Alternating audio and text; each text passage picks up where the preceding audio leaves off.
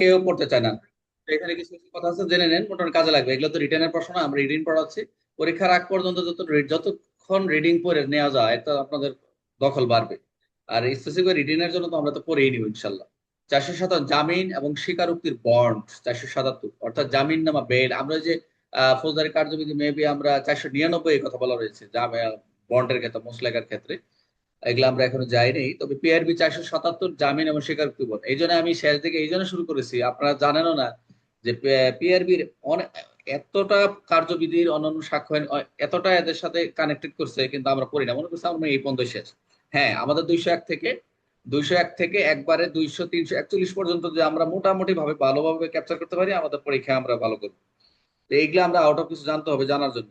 তাহলে জামিন নামা বেল বন্ড এবং রিকগনাইজ বন্ড বা মুসলেকা, যেটা আমরা আমরা যদি জানি যে কোর্ট অফিসার কি করবেন, জামিন নামাটাকে দেন, কোর্ট অফিসার জামিন নামা বেল বন্ড মুসলেকা প্রস্তুত করবেন এবং তা যথাযথভাবে এক্সিকিউট করাবেন, সম্পাদন করাবেন। তাহলে 417 জামিন এবং স্বীকারোক্তির বন্ডের কথা বলে, জাস্ট আপনারা তো শুধু জামিন এবং স্বীকার বন্ড করে যাবেন। তো এখানে ম্যাজিস্ট্রেট আদেশের পর যেসব সাক্ষী মামলার পক্ষ, যারা পক্ষ থাকে বা জামিনদার বন্ড সম্পদায়, যেমন আমরা জামিনদারের ক্ষেত্রে যে সকল ক্ষেত্রে জামিন পাবেন, 496 57 ফৌজদারি কার্যবিধি যেখানে আমরা বলছি।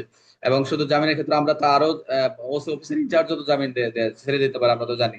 তো ম্যাজিস্ট্রেটের আদেশের পর যে সকল ম্যাজিস্ট্রেট আদেশ দিবে, যেসব সাক্ষী মামলার পক্ষ জামিনদারকে বন্ড সম্পাদন করতে বলা হবে, যে বন্ড দিতে বলো, তাদের কোর্ট অফিসে গিয়ে যথাযথভাবে প্রস্তুত সম্পাদন করবে। এটা হলো একটা তাদের ফর্মুলা করে, যেটা উকিল মারফতে। তো প্রস্তাবিত জামিনদার যে শিউরিটি, জামিনদার মানে শিউরিটি দ্বারা গ্রান্টার হবে, সামাজিক আর্থিক অবস্থান সম্পর্কে কোর্ট অফিসে সতর্কতা অনুসন্ধান করবে। জামিনদার যে হচ্ছেন, কে হচ্ছেন, এগুলো খুবই একটা সেন্সিটিভ বিষয়। কিন্তু আসলে বর্তমান তো ভোটার আইডিতে জামিনের পর ভোটার আইডিতে না, পরবর্তীতে কিছু পাওয়া যায় না, তার ভুয়া বহু কিছু হয় এরকম।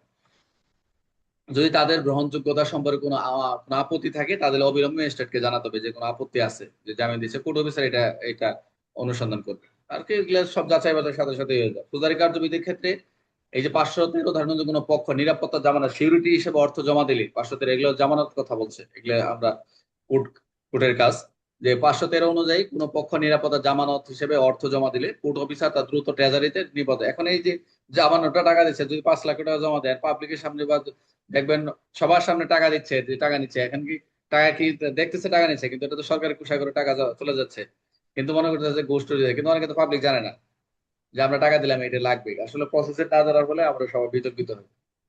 এই টাকাটা যদি কোর্ট পুলিশ নেয়, রাস্তাঘাট নিব না, কুড়াই নিল, সাংবাদিক দেখাইলো, তো তো শেষ। তো যাই হোক, ম্যাজিস্ট্রেটের যে আহ, এই আমলার যে নিকট রেকর্ড সংগ্রহ করার জন্য জামিন নামা মুসলেকা হস্তান্তর করা হয় এবং প্রাপ্ত রসিদ পিয়ন বই সেটা কি গ্রহণ করে। এবং যখন কোনো আসামি আদালতে আত্মসমর্পণ করে বা সারেন্ডার করে, খেয়াল রাখবেন, জামিনে মুক্তি পায়, তখন কোর্ট অফিসার তাকে বিনামূল্যে ম্যাজিস্ট্রেটের আদেশ আর জামিনের একটি সত্যায়িত অনুলিপি কোর্ট সার্টিফিকেট প্রদান করে। এটা করে আমরা এটা বাস্তবে দেখি। এটা আমাদের দেয় জামিন, আপনারা যেটা দেখেন অর্ডার ইয়ার মতো এরকম পেপারে এরকম পাওয়া যায়, সার্টিফিকেট প্রদান করে জামিন আছে। তো এই অনুলিপি আসামির সুরক্ষার জন্য কাজ করবে, যে এটা স্যার, এই শোনা যাচ্ছে? সবাই কই গেল? এখন জি স্যার শোনা যায়, এর আগে কিছুই শোনা যায় নাই। মানে কই গেলেন আপনারা? মানে আমি গেছিলাম না আপনারা গেছিলেন, কোনটা? আপনি হারা গেছেন আপনি স্যার। গেছিলেন স্যার। আচ্ছা, ঠিক আছে, ঠিক আছে, মজাদার এই যে, আচ্ছা। তাহলে আমি যেটা বলতেছিলাম, যে জামিন মুসলাকের ক্ষেত্রে যে বিষয়টার কথা বলছে, যে যখন আপনি কোর্ট থেকে যখন সারেন্ডার, মানে আদালত থেকে আত্মসমর্পণ করবেন আপনি, যখন কোনো আসামি যখন আদালতে সারেন্ডার হয়, তখন জামিনে যখন মুক্তি পায়, তখন কোর্ট অফিসার কি করে বিনামূল্যে ম্যাজিস্ট্রেটের যে আদেশটা দিচ্ছে জামিন নামার একটা সত্যায়িত অনুলিপি, এটা সার্টিফিকেট কপিটা তাকে প্রদান করবে। আচ্ছা, এই অনুলিপি আসামি সুরক্ষার জন্য কাজ করে, যে আসামিটা এটা একটা সুরক্ষার কাজ করে, যতক্ষণ না মুক্তির নোটিশ, রিলিজ নোটিশ হিসেবে সংশ্লিষ্ট থানায় পৌঁছায়। কোর্ট অফিসারকে যতদূর সম্ভব এটা মুক্তি নোটিশ থানায় প্রেরণ করতে হবে। এটাও কিন্তু এই যে সে যে মুক্তি পাইলো, এটাও থানায় প্রেরণ করতে একটা পায় না কপি, আদালত পাঠান, জামিন আছে একটা কপি পাঠায় না আদালতে, থানায় পাই না আমরা, যে রিকলার একটা এটা পাইতো যে কোনো ভাবে আয়োগ জামিনের রাখতে কাগজ পারে। পাঠায়, জামিন জামিনের কাগজে যেহেতু জামিনের মামলার কাগজ। কপি টপি আয়োগে দেওয়া হয়, এই মামলার কপি আয়োগে দেওয়া হয়, তখন সে জামিনের কপি সেটা সিরিজে নোট টোট দেয়, যে এই অবস্থা। তাহলে আমরা যদি সহজভাবে নেই, এই পিআরবি 477 অনুযায়ী কোর্ট অফিসার প্রধান দায়িত্বটা কি, এটার কাজটা কি? মূলত কোর্ট অফিসার দায়িত্ব করতে হয়, যে কোর্ট অফিসার অনেক কার্যক্রম, জামিন নেওয়া মুসলেখা প্রস্তুত করবে, সাক্ষী পক্ষ জামিনদারদের বন্ড সম্পাদন করাবে, জামিনদার আর্থিক সামাজিক অবস্থা যাচাই করবে, নিরাপত্তা জামানত হিসেবে অর্থকে ট্রেজারিতে জমা রাখবে, বন্ড হস্তার রসিদ সংগ্রহ করবে, আত্মসমর্পণকে যে থাকবে বা জামিনপ্রাপ্ত হবে আসামিকে বিনামূল্যে সেই শর্তাবলী প্রদান করবে। একটা কোর্ট অফিসারের কিন্তু দায়িত্ব করতে। তাহলে কোড অফিসার দায়িত্ব করতে 477 বিধান রয়েছে। তাহলে জামিননামা মুসলেকা কে প্রস্তুত করবে? কে করবে? এটা পরীক্ষা আসলে magistrate, code officer, public prosecutor, তদন্ত এগুলো আসলেই ভুল করবে অনেকে। এই এমসিকিউ আসলে অনেকে ভুল করবে।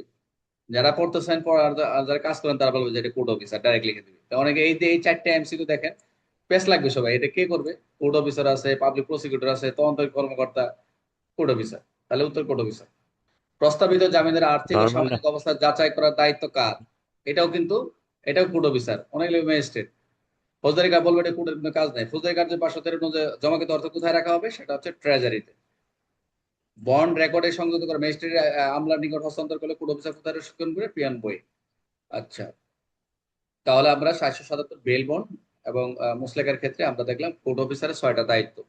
কয়টা দায়িত্ব দেখলাম? 6টা। বন্ড প্রস্তুত করা, বন্ড সম্পাদন করানো, জামিনদারে যাচাই করা, জামিনদারের যে অনুসন্ধান করা, যাচাই করা, নিরাপদ অর্থ ট্রেজারিতে জমা রাখা, পিএন বইয়ের রসিদ নেওয়া, জামিনপ্রত আসামিকে বিনামূল্যে সত্যায়িত কপি প্রদান করা।